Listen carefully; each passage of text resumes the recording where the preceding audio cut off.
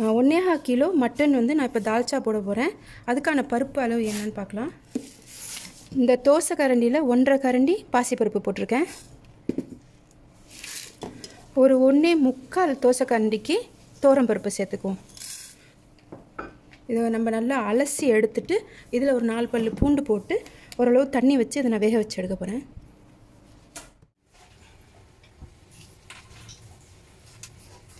பருப்பு நல்லதுமாக வேக வச்சு எடுத்தாச்சு. இப்போ வந்து இறைச்சியை வேக வைக்க போகிறேன்.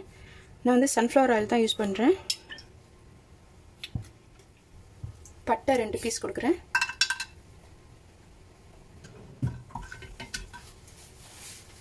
பட்டை மலர்ந்ததும் நம்ம வெங்காயம் சேர்த்துக்கலாம். வெங்காயத்தோட நல்லா ஒரு கைப்பிடி அளவுக்கு கருவேப்பிலையும் சேர்க்குறேன். நல்லா 2 பெரிய வெங்காயம் இந்த மாதிரி வெட்டியிருக்கேன்.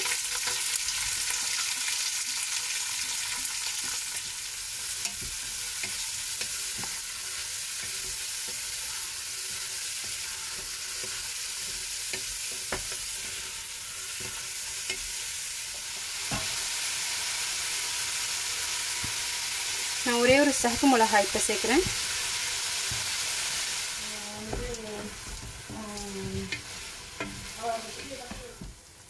வெங்காயம் ஓரளவு நல்லா வதங்கிருச்சு. இதுக்கு மேலே இது வதங்காது. எவ்வளோ வெங்காயம் கொடுத்தேன் பாருங்கள், எவ்வளோ இருக்குது பாருங்கள். அதனால தான் சமயத்தில் இப்போலாம் வந்து வெங்காயம் கொஞ்சம் அதிகமாக கொடுக்க வேண்டியதாக இருக்குது. ஏன்னா வெங்காயம் ஈடு இல்லாமல் ஆயிடுச்சு. இப்போ மீடியம் சைஸ் 2 தக்காளி இந்த மாதிரி டைஸ் பண்ணியிருக்கேன். அதையும் இதில் சேர்த்துவோம்.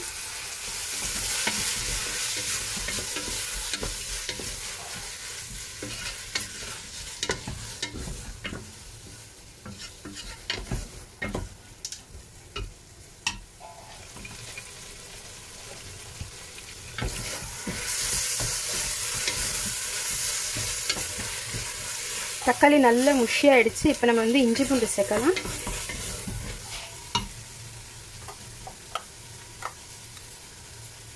வந்து ஒரு 2 டேபிள் ஸ்பூன் ஃபுல்லாக கொடுக்குறேன். இஞ்சி பூண்டு வெங்காயம் தக்காளி தான் மெயின் இன்க்ரீடியன்ட் நம்மளுடைய சாப்பாடு வந்து சமையல் சுவையாக இருக்கிறதுக்கு. கொஞ்சம் நேரம் இப்படியே இருக்கட்டும்.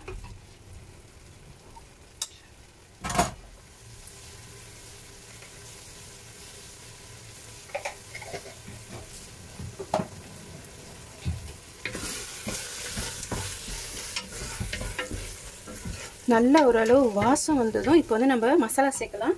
நான் வந்து இந்த மாதிரி ஒரு தட்டையில் எடுத்துக்கிட்டேன். ஸோ ஈஸியாக இருக்கும் ஒன் ஷாட்டாக உள்ளே போடுறதுக்கு.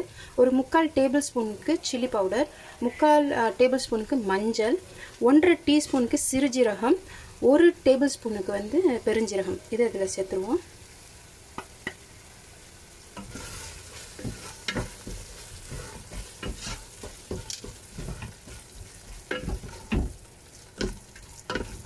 உங்களுக்கு இன்னும் கொஞ்சம் ரெட் கலராக இருக்கணும் அப்படின்னா நீங்கள் இன்னும் கொஞ்சம் சில்லி பவுடர் சேர்த்துக்கலாம்.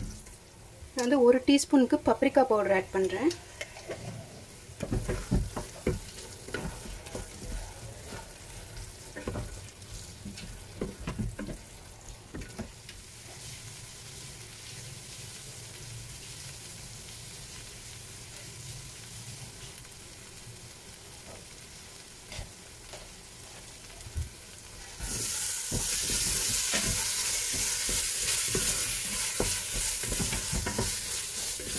இந்த மாதிரி டைமில் வந்து எண்ணெய் பிரியலை, அப்புறம் எண்ணெய் பத்தாத மாதிரி இருக்குன்னு சொல்லிட்டு எண்ணெய் சேர்க்க வேண்டாம். ஏன்னா வந்து அப்புறமேல ஆட்டரிச்சி போட்டதும் அதோட கொழுப்பு வேறு வெளியாகி எண்ணெய் வந்துடும். அப்படி உங்களுக்கு வந்து இன்னும் கொஞ்சம் மிளகா வாடை லேசாக இருக்குது இல்லையா, அதனால் இன்னும் கொஞ்சம் வந்து வதங்கணும் அப்படின்னா நம்ம வந்து ஹாட் வாட்டர் கொடுத்துக்கலாம்.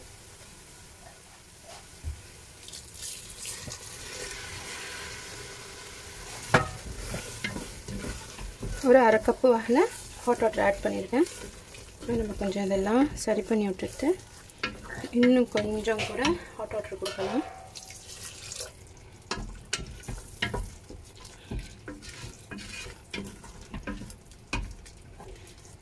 இன்னும் கொஞ்சம் நேரம் கடக்கட்டும்.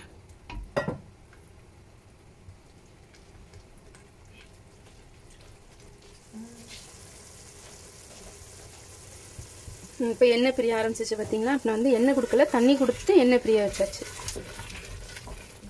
இப்போ வாசம் வந்துடுச்சு. இப்போ நம்ம வந்து இறைச்சி ஆட் பண்ணிடலாம். ஏற்கனவே முதல்ல வெங்காயத்துக்கு நான் உப்பு கொடுத்தேன். ஸோ இன்னும் கொஞ்சம் உப்பு போடணுமான்னு மட்டும் டெஸ்ட் பண்ணிப்போம். இதை நான் இறைச்சி ஆட் பண்ணுறேன். இன்னும் கொஞ்சம் உப்பு ஆட் பண்ணுறேன்.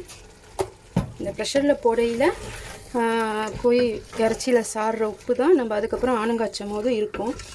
அதனால் இப்போ கொஞ்சம் சுள்ளண்டே கொடுத்துருவோம்.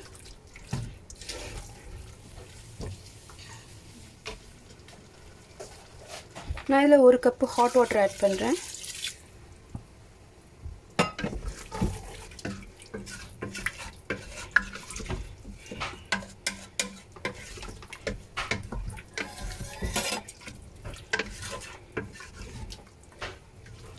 ப்ரெஷர் மூடாத வரைக்கும் ஹை ஃப்ளேமில் வச்சு கொஞ்சம் கொதிக்க விடுவோம். நல்லா கொஞ்சம் கொதிக்க ஆரம்பித்ததும் ப்ரெஷரை க்ளோஸ் பண்ணதோட விசில் போட்டுட்டு ஃப்ளேமை மீடியம் ஃப்ளேமில் தான் வைக்கணும், இல்லைன்னா அடி பிடிச்சிடும். இப்போ நம்ம வந்து மீடியம் ஃப்ளேமில் வச்சுட்டு ப்ரெஷர் மூடிடுவோம்.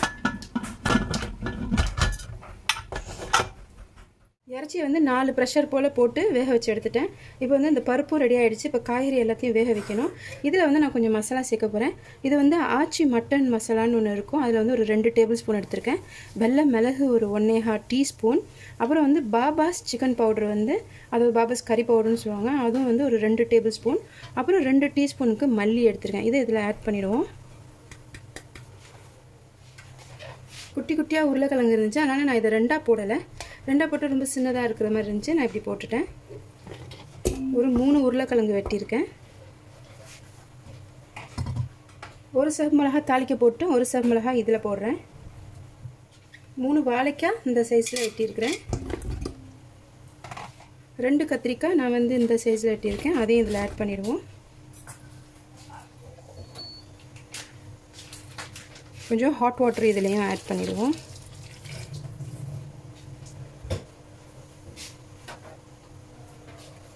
மாங்காய் கிடச்சா நல்லா இருந்திருக்கும், மாங்காய் இல்லை. கொஞ்சம் உப்பு இதுலேயும் ஆட் பண்ணுறேன், ஏன்னா அந்த வெஜிடபிள்லேயும் உப்பு ஏறணும். இப்போ இதை நம்ம வந்து அடுப்பில் வச்சு அடிச்சு விடுவோம்.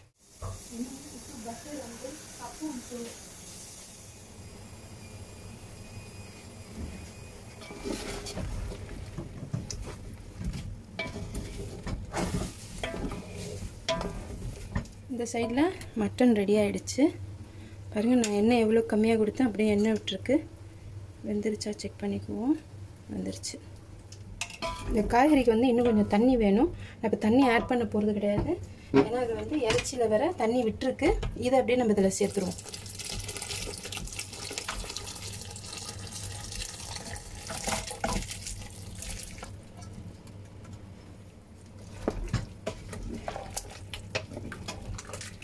இப்போ இந்த போதுமான தண்ணியில் காய்கறி எல்லாம் வெந்துடும். நம்ம ரொம்ப ரொம்ப லோ சிம்மில் வச்சு கொஞ்சம் நேரம் மூடி போடுவோம். வெந்து வந்துடும். இப்போ வந்து நான் லோ சிம்மில் வச்சுட்டேன், மெதுவாக கொதிக்கட்டும். ஏறக்குறை 20 நிமிஷம் போல் நல்லா கொதிச்சிருச்சு. இடையில வந்து நான் மிக்ஸ் பண்ணி விட்டு போனேன், இல்லைன்னா அடி பிடிச்சிரும். இன்னும் கொஞ்சம் நம்ம ஹாட் வாட்டரும் ஆட் பண்ணணும், ஏன்னா கொஞ்சம் திக்காக இருக்குது. நான் அதுக்கு முன்னாடி எல்லாம் வெந்துருச்சா பார்ப்போம்.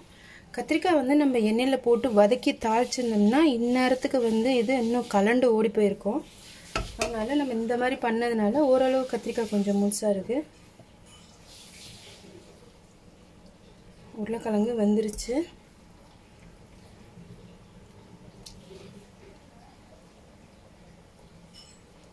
வாழைக்காய் லைட்டாக அழுத்தமாக இருக்குது. இன்னும் கொஞ்சம் நேரம் இருக்கட்டும்.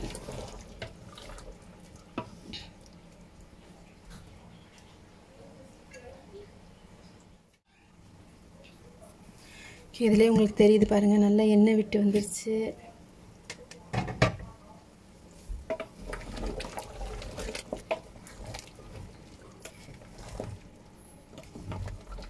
ஓகே, கத்திரிக்காயெலாம் ஓரளவு வெந்துருச்சு. இதுக்கு மேலே நம்ம ரொம்ப போட்டு மிக்ஸ் பண்ணோம்னா அப்புறம் வந்து உடஞ்சி கலண்டு போயிடும். இது போதும். இப்போ வந்து நம்ம என்ன சேர்க்கணுன்னா, புளி வந்து நான் தண்ணியில் கரைச்சி வச்சுருக்கேன், அதை சேர்க்க போகிறேன். புளி வந்து நல்லா இந்த மாதிரி நான் கெட்டியாக சேர்த்துருக்கேன். புளியோட அளவு என்ன அப்படின்ட்டு எனக்கு சரியாக சொல்ல தெரியல, ஏன்னா ஒவ்வொருத்தவங்களுக்கும் ஒரு மாதிரியான டேஸ்ட்டு. அம்மா வந்து நல்லா புளிப்பாக கொடுப்பாங்க தால்ச்சா, நான் ரொம்ப புளிப்பாக கொடுக்க மாட்டேன். சிலர் வந்து கொடுக்க மாட்டாங்க, அவங்களுக்கு ஒத்துக்காது அப்படிங்கிறதுனால. ஸோ அதனால் உங்களோட டேஸ்ட் பிரகாரம் நீங்கள் புளிப்பு கொடுத்துருங்க. புளி கொடுத்தாச்சு, கொஞ்சோண்டு தண்ணியும் அலசி கொடுத்துருக்கேன். ஒரு கொதிச்சு அப்புறம் நம்ம தேங்காய் பால் சேர்ப்போம். புளியையும் தேங்காய் பாலையும் ஒன்றா சேர்த்திங்கன்னா ஆணம் வந்து தரைஞ்சிரும். நல்லா இப்போ கொதிக்க ஆரம்பிச்சிருச்சு. இப்போ நான் வந்து நல்ல கெட்டியான தேங்காய் பால் எடுத்திருக்கேன். இதை இதில் சேர்த்துருவோம்.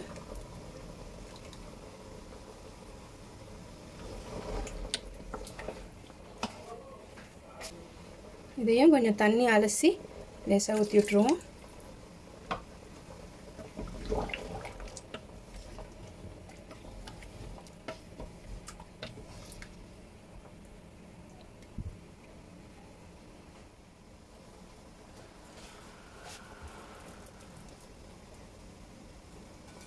மல்லிக்கீரை புதினா மேலே சேர்த்துக்கலாம்.